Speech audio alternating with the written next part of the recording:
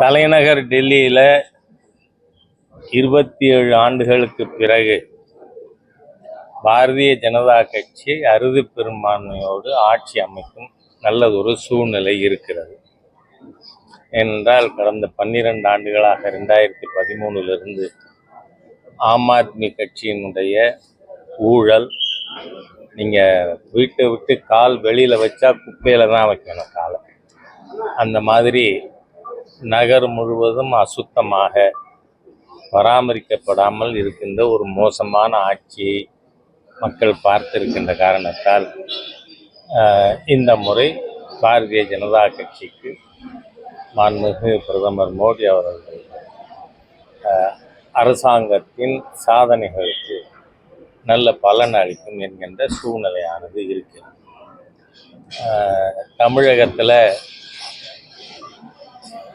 ஹிந்து விரோத தீய சக்திகளின் ஆட்சி நாளுக்கு நாள் அதனுடைய அக்கிரமங்கள், அராஜகங்கள் அதிகரித்து கொண்டே இருக்கின்றன. இந்து கோவில்களை கொள்ளையடித்து கொண்டிருக்கின்ற ஒரு ஆட்சி. ஏனென்றால் இவர்கள் எவ்வளவு போலியானவர்கள், ஹிந்து விரோதிகள்ங்கிறதுக்கு பழனியிலே முருகக் கடவுளுக்கு மாநாடு நடத்துவதா சொல்லி சனாதன ஹிந்து தர்மத்தை கொசு, டெங்கு கொசு, மலேரியா கொசு மாதிரி அடிக்கணும்னு சொன்ன ஒரு தீய நபர் உதயநிதிக்கு மகுடம் சூட்டுறதுக்காக நடந்தது. அது நமக்கு இப்போ இங்கே தெளிவாக தெரியுது. என்றால் திருப்பரங்குன்றத்தில் 1931 லண்டன் பிரிவி கவுன்சிலுடைய தீர்ப்பின்படி முழு மலையும் முருகனுக்கு சொந்தம். அதாவது எல்லாரும் ஏதோ மத நல்லிணக்கம், இந்த புண்ணாக்கு புடலங்காயெல்லாம் எப்போ வருது? நான் கேட்குறேன், அந்த சிக்கந்தர்ங்கிற நபர் அவர் எப்படி மலையில் செத்து போனார்? மலைக்கு எதுக்கு போனார்? ஏன்னா இப்போ எல்லாரும் என்ன பேசுகிறாங்க, நவாஸ் கனி போன்ற மதவெறி தீய சக்திகள், அப்துல் சமத், இவங்கெல்லாம் நாங்கள் அங்கே தர்காருக்கு போகிறோங்கிறீங்க. தர்காவே வர்றதுக்கு முன்னாடி அங்கே இருந்தது யார்? காசி விஸ்வநாதர் விசாலாட்சி அம்பாள் கோயில் தானே இருந்தது. அங்கே உனக்கு என்ன வேலை சிக்கந்தருக்கு? அப்போ போனது எதுக்கு என்றால் பல்வேறு விதமான இது பற்றிய கருத்துக்கள் இருக்கிறது. அந்த காசி விஸ்வநாதர் கோயிலை இடிப்பதற்காகத்தான் சிக்கந்தர் போனான் என்று கூட வழக்கு இருக்கிறது. மக்களிடையே அது மாதிரியான கருத்து இருக்கு. அதனால் அப்படி இருக்கும் பொழுது ஆயிரக்கணக்கான ஆண்டுகளாக இருக்கின்ற இந்துக்களுக்குத்தானே அந்த மலை சொந்தம், உனக்கு என்ன வேலை? அதனால ஈவன் மத நல்லிணக்கம் விரும்புகிறவங்க, ஹிந்து முஸ்லீம்களிடையே பிரச்சனை இல்லாமல் இணக்கமாக வாழணும்னு நினைக்கிறவங்க, தே கேன் ரீலொகேட் தி தர்கா. என்ன தப்பு இருக்கு? இப்போ அயோத்தியில் அதே மாதிரி தானே ஆர்கியலாஜிக்கல் சர்வே ஆஃப் இந்தியாவுடைய ஆராய்ச்சியின் அடிப்படையில் கொடுக்கப்பட்ட தீர்ப்பு. அது ஏதோ நம்பிக்கையின் அடிப்படையில் மாத்திரம் கொடுக்கப்பட்ட தீர்ப்பு அல்ல, ஆதாரங்களின் அடிப்படையில் இந்த கொடுக்கப்பட்ட தீர்ப்பு. அந்த மாதிரி இதுக்கு தீர்வு காணணும்னு நினைச்சா முஸ்லிம் மக்கள் அந்த மாதிரியாக இந்துக்களோடு நாங்கள் டெய்லி உரண்டை இழுக்கிறது இந்துக்களுக்கு எதிராக அப்படி. ஏன்னா தமிழ்நாட்டில் இல்லைன்னா நம்ம நினைக்கக்கூடாது. அயோத்தியில் மாத்திரம் நடந்தது, மதுராவில் நடந்தது, காசியில் நடந்துங்கிறது இல்லை. இங்கே இருக்கின்ற சென்ட் தாமஸ் சர்ச், அதுதான் கபாலி கோயில். இது ஏற்கனவே திருமாவளவன் போன்றவர்கள் பெருமையா சொல்லிண்டது. கபாலி கோயில் இடிச்சு சர்ச் வச்சிருக்கோம் போர்த்துகீசியர்கள் இங்கே வந்த பொழுது 1500 அப்படின்னு. ஆக இந்துக்களுடைய வழிபாட்டு தலங்களை எல்லாம் நீங்கள் ஆண்டாண்டு காலமாக அபகரிப்பீர்கள், ஆக்கிரமிப்பீர்கள். ஆனால் இந்துக்கள் மாத்திரம் இந்த சிங்கம் ஆட்டுக்குட்டியை சாப்பிட்டு கொடுத்தோன்னா சிங்கத்தோட ஆடு ஐக்கியமாயிடுதுன்னு சொல்றது மாதிரியா ஹிந்து சமுதாயத்தை நாங்கள் அழிச்சிட்டோம்னா நாங்கள் ஒன்றா ஆயிட்டோம்னு பேசுறதெல்லாம் சரியா இருக்காது. ஆகவே தமிழக அரசாங்கம் ஹிந்து விரோத கொள்கையை கைவிடணும். இல்லைன்னா 26 ஹிந்துக்கள் அனைவரும் தேசியவாதிகள், தமிழை நேசிப்பவர்கள். ஏன்னா நீங்க அத்தனை பேரும் தமிழ் விரோதிகள். ஈவேரா பேரை சொல்ற ஒத்தங்கூட தமிழ் விரும்புறவனா இருக்க முடியாதுல்ல. ஏன்னா தமிழ் சனிய காட்டுமராண்டி மொழின்னு சொன்ன ஈவேராக்கு செலவைக்கிற கூட்டம் தமிழ் பற்றாளர்களாக இருக்க முடியுமா? ஆகவே இந்த தமிழ் விரோத, ஹிந்து விரோத தீய சக்திகள் நாளைக்கு இந்துக்களுடைய ஆர்ப்பாட்டத்திற்கு அனுமதி தர வேண்டும். ஏன்னா இப்போவே இந்த ஸ்டாலின் அயிலோலியா பாபு கூட்டம் மயிலாடுதுறையில் ஃப்ளக்ஸ் வச்சா அங்கே ஃப்ளக்ஸ் வச்சவனை கைது பண்ணி நீதிபதிகிட்ட கூட்டின்னு போகிறாங்க. நீதிபதி சொல்கிறார், இதில் எந்த செக்ஷன் அட்ராக்ட் ஆகுது, எதுக்கு அனாவசியமாக நீ கூட்டின்னு வந்திருக்க அப்படின்னாலே இந்த ஹிந்து விரோத தீய சக்திகளின் ஆட்சி ஸ்டாலினோட அரசாங்கம் ஹிந்துக்களை துன்புறுத்துவது ஒன்று தான் இவங்களுக்கு வேலை. காரணம் என்ன, இவருக்கு அடுத்து பட்டத்துக்கு வர்றதுக்கு இவர் அறிவிச்சிருக்கிற நபர் அவர் தெளிவா சொல்றார், நான் கிறிஸ்தவன் என்பதிலே பெருமைப்படுகிறேன். ஆகவே கிறிஸ்தவ மத வெறியர்கள் ஹிந்து விரோதிகள் தமிழகத்துல இந்துக்களை துன்பப்படுத்துகிறார்கள் அப்படின்னு நம்ம எடுத்துக்க முடியுமே. நாங்க சொல்லலை, இது என்னோட குற்றச்சாட்டு இல்லை. அவர் சொன்ன உடனே அப்படியே புலகாங்கிதம் அடைஞ்சு இந்த ஹிந்து விரோதி சேகர் பாபு அல்லேலியான்னார். அதனாலதான் அவருக்கு நான் அல்லேலியா பாபுன்னே பேர் வச்சிருக்கேன். ஆகவே இவர்கள் ஹிந்து விரோதிகள், தீய சக்திகள், ஹிந்துக்களுக்கு எதிராக இருப்பவர்கள். ஆகவே ஹிந்துக்களை ஒருங்கிணைத்து எப்படி அயோத்தி பிரச்சனைக்கு அப்புறம் வேறு யாரும் உத்தரப்பிரதேச ஆட்சிக்கு வர முடியலை. ஏன்னா ஹிந்து எழுச்சி, அந்த எழுச்சி தமிழகத்துல வரும். நன்றி. இந்த 140 தடை எதுக்கு? நாமாஸ்கனி வந்த அன்னைக்கு இருந்ததா? இது எதுக்காக? இந்துக்களை துன்புறுத்தணும், கொடுமைப்படுத்தணும், அவங்க எப்படியாவது மாற்று மதத்துக்கு தள்ளி விடணும். அந்த தீய எண்ணம் இருக்கு ஸ்டாலின் அரசாங்கத்துக்கு. அதனாலதான் இந்த அரசாங்கம் அப்படி செய்து கொண்டு இருக்கு. நேற்று நீதிமன்றத்திலே சொல்லி இருக்காங்க, என்ன செக்ஷன் அட்ராக்ட் ஆகுது, திருப்பரங்குன்றத்துக்கு வாங்கன்னு ஃப்ளக்ஸ் வச்சா கைது பண்ணுவியா? அராஜகம் இல்லையா? வீட்டுக்கு அனுப்பு.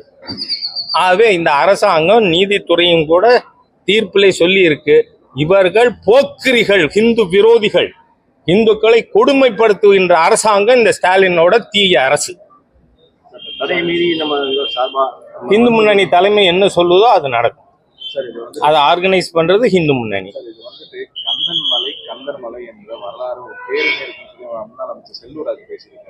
கந்தர் மலை தாங்க, ஸ்ரீ கந்தர் மலை.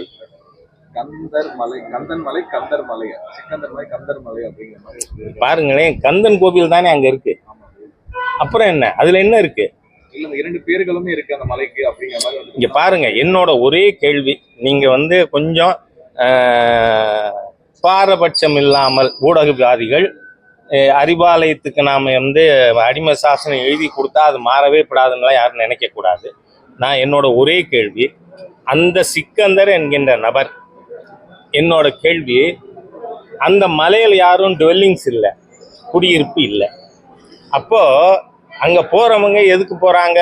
அந்த இதுக்கு இஷ்யூக்கு முன்னாடி காசி விஸ்வநாதரை தரிசிப்பதற்கு போறவங்க, பூஜை செய்யறதுக்கு போறவங்க போறாங்க. அப்ப இந்த சிக்கந்தர் எதுக்கு மேல போனார்? என்ன வேலை? அப்ப இவருக்கு அங்க ஏதாவது இருந்ததா? நீங்க சொல்றத 100 வருஷமா 150 வருஷமா சரி, என்ன வேணா இருக்கட்டும். ஆனா 2000 ஆண்டுகளுக்கு மேற்பட்டது அங்க மேல இருக்கிற காசி விஸ்வநாதர் கோயில். அங்க ஒரு முஸ்லிமுக்கு என்ன வேலை? அது என்ன சொல்றாங்க? ஊர்ல பல்வேறு விதமான இது பற்றிய கருத்துக்கள் இருக்கு. இவர் அந்த கோவிலை இடிக்க போனார், அதனால முருக பக்தர்கள் அங்க இருந்தவங்க அவர்கள் இவரை தாக்கினார்கள் அப்படின்னு சொல்லி கருத்து இருக்கு. அதனால நான் என்ன சொல்றேன், ஹிந்துக்கள் மேல போறதுக்கு நியாயம் இருக்கு. என்றால் காசி விஸ்வநாதர் கோவிலுக்கு போகணும், ஆண்டவனை தரிசிக்க போகணும். முஸ்லிமுக்கு என்ன வேலை இருக்கு? இவர் எதுக்கு போனார்? ஆகவே அதுல இருந்து என்ன தெரியுது? ஆக்கிரமிக்க சென்றவர் அப்படின்னு தெரியுது இல்ல. அதனால அதுல ஆர்குமெண்ட்டுக்கே வேலை இல்லை. நாம பகுத்தறிவு ரீதியா யோசித்து பார்த்தால் ஏன்னா 1931 பிரிவி கவுன்சில், லண்டன் பிரிவி கவுன்சில், ஏன்னா இங்க இருக்கிற டிஸ்ட்ரிக்ட் கோர்ட்ல இருந்து மேல போய் நாம லண்டன் பிரிவி கவுன்சில்ல இதற்கு தீர்ப்பு என்ன வந்திருக்கு? முழு மலையும் முருகனுக்கு சொந்தம். ஏன்னா நீங்க சட்டப்படி ஹிந்து ஆண்டவன் மட்டும்தான், நாம இப்ப வெளியில பேசுறாங்க அந்த வார்த்தையை உபயோகப்படுத்தலாம், ஜீவித்திருக்கின்ற ஆண்டவன். He is a legal entity. Hindu God, Hindu deity. It's a legal entity. சட்டபூர்வமாக சொத்துக்களை ஓன் பண்றதுக்கு மற்ற கடவுள்களுக்கு, மத கடவுள்களுக்கு உண்டா ரைட் இருக்கா? இல்ல. ஏசுநாதர் பேர்லயோ அல்லாஹ் பேர்லயோ சொத்துக்கள் வாங்க முடியாது, விற்க முடியாது. ஆனால் ஹிந்து கடவுள்கள், Hindu deities are legal entity. அவர்களே சொத்துக்களை ஓன் பண்ண முடியும், பராமரிக்க முடியும், அவங்க பேர்ல சொத்து இருக்க முடியும். அதனால 1931 பிரிவி கவுன்சிலுடைய தீர்ப்பு என்ன? The whole mountain belongs to lord Muruga. அதனால் முருகன் மலையில மற்றவருக்கு என்ன வேலை இருக்கு? ஆகவே அதனால இது இவங்க அயோத்தியில 500 வருஷம் ஆக்கிரமிச்சு வச்சிருந்த மாதிரியா இங்கேயும் வச்சு கொண்டு இருக்காங்க. அதான் ஹிந்துக்களோடு இணக்கமா வாழணும்னு பேசுறது நீங்க வாயில, ஆனா செயல்பாட்டுல இல்லை. இந்த அரசாங்கம் ஹிந்து விரோத தீய அரசு தான். ஸ்டாலின் அரசு ஹிந்து விரோத அரசு தான். ஏனென்றால் நான் பெருமைப்பாடு கிறிஸ்தவன். ஏன் பெருமைப்பாடு இந்துவன் உங்க அப்பா சொல்லுங்க. நீங்க பெருமைப்பாடு கிறிஸ்தவன் சொல்றதை நாங்க ஏத்துக்கிறோம். அதுலேருந்தே தெரியுது வில்லி நில்லி they want to harass Hindus. அதனால அதை நாம அனுமதிக்கிறோம். நன்றி. எது இந்துக்கள் எல்லாரும் வாங்கன்னு இந்து முன்னணி தலைவர் ஆணையிட்டால் ராஜா கட்டுப்பட்டவன். சார் இந்த பட்ஜெட் பாஜக கூட்டணியில இருக்கவங்களுக்கே வடக்கு தெற்குன்னு ஒரு பாரபட்சம் இருக்குன்னு சொல்லி கனிமொழி பைத்தியக்காரத்தனம். கனிமொழிக்கு அரசியல் சட்டம் தெரியுமா, பட்ஜெட்னா என்ன தெரியுமா கேட்கிறேன் நான். ஏனென்றால் எந்த ஒரு மாநிலத்துக்கு ஏதாவது ஒரு விசேஷ திட்டம் இருந்தால் அந்த மாநிலத்தோட பேர் வரலாம். ஆனால் அந்த மாநிலத்தின் பேர் வரலைங்கிறனால ஒரு சென்ட்ரல் பட்ஜெட்டு ஒரு மாநிலத்துக்குன்னு பேச முடியுமா? இதை விட ஒரு சரியான வார்த்தையை பைத்தியக்காரத்தனை வேற உண்டா? ஏனென்றால் இந்த பட்ஜெட் இன்னைக்கு என்ன, இந்த நம்ம மதுரையை சார்ந்த தமிழக பெண்மணி வீர தமிழச்சி திருமதி நிர்மலா சீதாராமன் அவர்கள் கடைசி பந்து 6 அடிச்சிருக்காங்க இன்னைக்கு. அதனால உங்களால தபிச்சு போய் நீங்க பார்லிமெண்ட்ல நடக்கிறத பார்க்கலாம். மக்களுக்கு 7 லட்சம் ரூபாய் வரைக்கும் வருமான வரி விலக்கு இருந்தது. 7 ஒரே ஸ்ட்ரோக்ல 12 லட்சம். இன்னைக்கு அரசு உத்தியோகஸ்தர்கள் சம்பளம் வாங்குறவங்க ஸ்டாண்டர்ட் டிடக்ஷன் 75,000 சேர்த்து 12,75,000 வரை ஒரு நயா பைசா வரி இல்லை அப்படின்னு அறிவிச்சிருக்காங்க. நான் கேட்குறேன், இந்த நாட்டில் இருக்கின்ற உங்களுக்கும் ஓட்டு போட்ட மக்களுக்கு சேர்த்தானே, அப்போ அதை கைதட்டி வரவேற்கிறது என்டிஏ எம்பிக்கள் மட்டும் பண்ணணுமா? நீ எல்லாம் இன்னும் குரங்க சாக கொடுத்த ஆண்டின்னு சொல்லுவாங்க. அந்த மாதிரி உட்காந்துருக்கீங்க இந்த இந்தி கூட்டணியா, காங்கிரஸ் திமுக மக்கள் விரோதிகள். உங்களால you could not rejoice it. நான் கேட்கிறேன், இந்த 12 லட்சம் ரூபாய் வரை கழிவு பெற்றவர்கள் தமிழ்நாட்டில் இருக்காங்களா இல்லையா? இருக்காங்க. அவனெல்லாம் தமிழன் இல்லையா? அவனெல்லாம் தமிழ் இல்லைன்னு சர்டிபிகேட் கொடுத்துருவீங்களா நீங்க? சரி, 1,27,00,000 விவசாயிகளுக்கு 100 மாவட்டங்கள்ல அவர்களுக்கு விவசாயிகளுக்கு சலுகைகள் அறிவிக்கப்பட்டு இருக்கிறது. அதே மாதிரியா இந்த நாட்டில் 90% தொழிற்சாலைகள் வேலை பார்க்குறவங்களுக்கு வேலை கொடுக்கறது MSME, micro and small medium industries.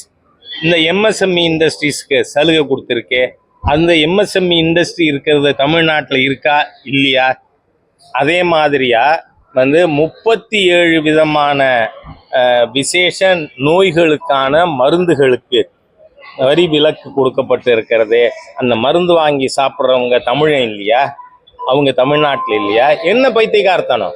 அதே உங்களுடைய பிரிவினைவாத சித்தாந்தம் ஈவேரா சொல்லி கொடுத்த ஆங்கிலேய அடிமைத்தனம். ஏன்னா 44 ஈவேரா போட்ட தீர்மானம் அதுதான். வெள்ளையன் இந்தியாவை விட்டு வெளியேறக்கூடாது, அப்படியே வெளியேறுவதாக இருந்தால் லண்டனில் இருந்து கொண்டாவது சென்னை ராஜதானியை ஆள வேண்டும்னு தீர்மானம் போட்ட தேச துரோகிக்கு சிலை வைக்கின்ற கூட்டம் இந்த நாட்டு மக்களுக்கு நல்லது நினைக்குமா? திமுக நினைக்குமா? நினைக்காது. தேச துரோகிகள் இவர்கள். இந்த நாட்டை எதிர்த்தவர்கள், சுதந்திரத்தை எதிர்த்தவர்கள். அதனால அதுக்கு செலவச்சுட்டு இருக்கிற உங்க தேச விரோத கும்பல் இந்த மத்திய பட்ஜெட்டை பத்தி இப்படித்தான் பேசும். அறிவில்லாம தான் பேசுவாங்க. நன்றி. பாரத் மாதா கி.